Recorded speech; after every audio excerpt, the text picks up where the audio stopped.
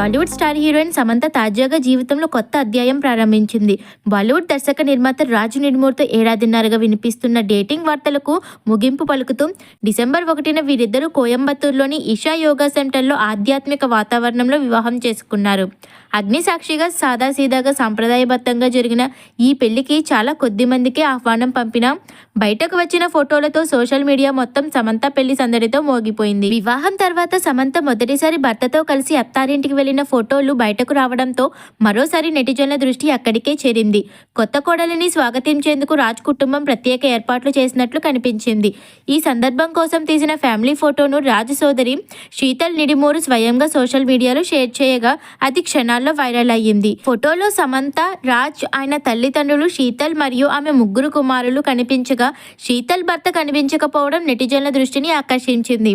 ఆ ఫోటోలతో పాటు శీతల్ రాసిన ఎమోషనల్ సందేశం మరింత చర్చకు కారణమైంది.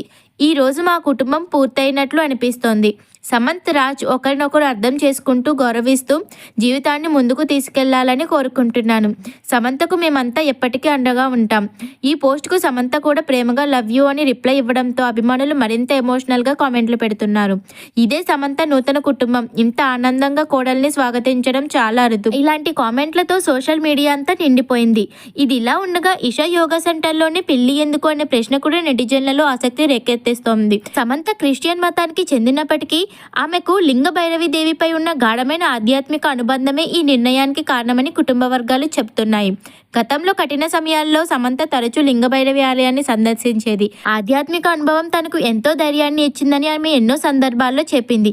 అందుకే జీవితంలోని కొత్త ప్రారంభానికి ఆధ్యాత్మిక శక్తిని సాక్షిగా పెట్టుకోవాలనే భావనతో ఇషాలో వివాహం జరిపినట్లు సమాచారం.